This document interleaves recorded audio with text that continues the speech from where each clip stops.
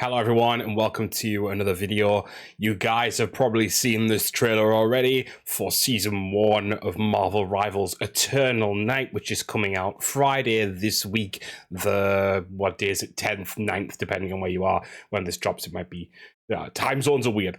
Anyway, you guys have probably seen the trailer already, and I don't need to break it down for you. You guys are not stupid, but I want to discuss some things from this trailer and why I think Season 1 is already going to be a big success. So first off, for me, of course, we're looking at New York, and we're looking at the map that includes not only... this looks like a different building than the Fantastic Four's building, the Baxter building, but you do have the Sanctum Sanctorum, and then, of course... later on in the trailer, you have the Fantastic Four's building, which looks like it's going to be an objective, as well as the Sanctum Sanctorum. What I've got to say is I think this is a really good idea to have a New York map into the game straight away. What is Marvel most known for? New York. Most of the heroes are based there. Avengers Mansion is there. The Sanctum Sanctorum, the Baxter Building, Spider-Man is from New York. It is the primary, it is the big place that a lot of things happen in the Marvel Universe. The Battle of New York, for example, in the MCU. So this is like a big place, and it just makes total sense to have this be part of the first season. But what is interesting and what I think is really smart about what they've done so far is this Eternal Night, the idea of and obviously it's been seeded throughout season 0 as well, but the idea that New York has been taken over by vampires. Now that's a strong theme typically in the comics as well, but what I like is it feels very much like they're trying to push the supernatural side with this season, which is really cool, and they're giving that through Dracula, as well as obviously the map itself. Dracula's the main villain for this season, as you saw at the end of this trailer.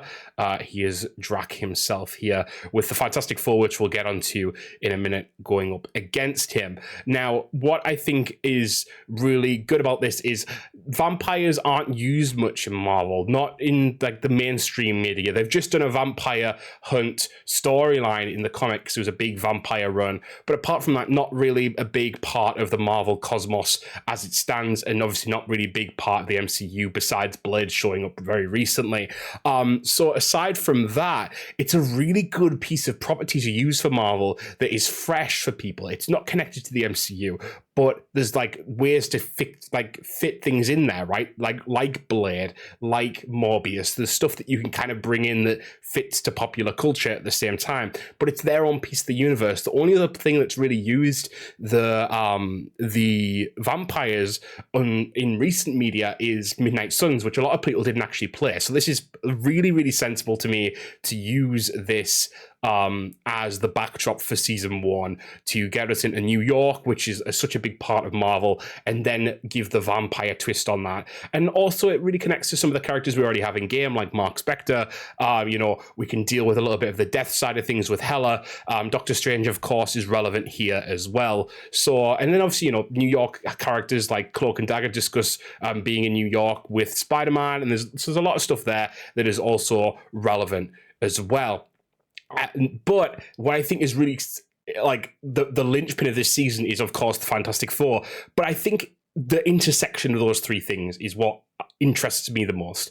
They have decided, unlike previous games, let's say, Overwatch, let's just be honest, unlike previous games, Overwatch would release like a hero and release a map that's kind of linked to the hero. But what they've decided to do here is actually create something relatively new and put the Fantastic Four against vampires. Now, the Fantastic Four always go up against wondrous and weird things, right? But to put them in a context where you have like a supernatural threat, the kind of scientists going up against it, and it's in New York, you give everyone a little bit of the pie, so to speak, right? You've got people who love the sciencey side of Marvel going in and loving these characters that are coming out. You've got people who love the kind of supernatural element, loving Dracula and loving the vampire element of it. And then you've got the people who obviously wanted New York as a map and thought, of course we're going to have New York as a map. And that kind of like central part of the Marvel mythos they're also pleased, right? So that's really, really, I think it's a really smart move. I think it's a really incredibly smart move. And also introducing the Fantastic Four all together is a really smart move too.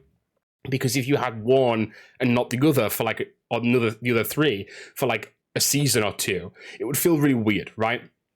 You know, the Guardians, you can kind of do it with Guardians. They rotate their roster. The Avengers even more so. They're all solo characters at the same time. And the X-Men is so expansive, you could go on forever adding characters. But the Fantastic Four are an integral family. They're together. They're always together, really. Sometimes they split, but generally they're together, right?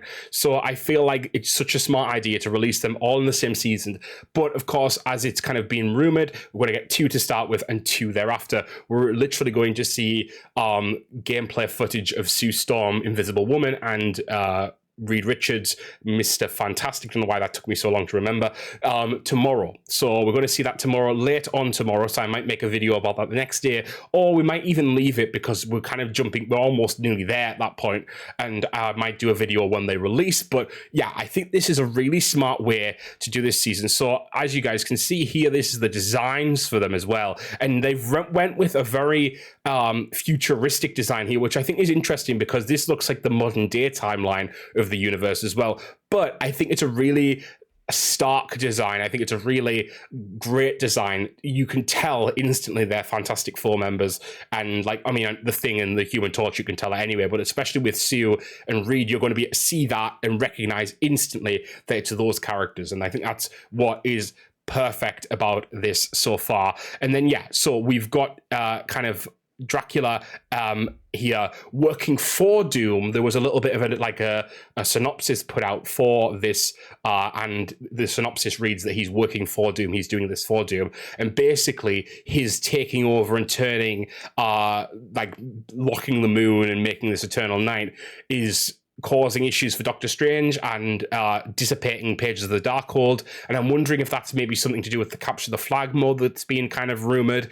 But also I think you're going to see definitely a map that goes through the Sanctum Sanctorum. Me personally, that's what I believe. And then you're going to see the map go through the Baxter building as well. Or maybe that's 2 different maps. Maybe it's 2 separate maps. But what's interesting as well is, and as some people have mentioned this prior, is this machine here. I forget its name, but in the comics, apparently this is how Reed, and I don't say apparently, it's true. This is how Reed sees through into different universes. And at one point, I'm pretty sure it's related to the zombies as well. Something about the zombies trying to get through this at some point in the Marvel Zombies world to get to other universes to kill other things. So this is actually a really instrumental piece of kit in the storyline that's going on right now, I think, personally. And it's going to be really interesting to see what they do with that, whether this is, even if this takes us into another part of, like, maybe you go through this partway through the map and you end up somewhere else, right? Like the negative zone or something like that. Who knows?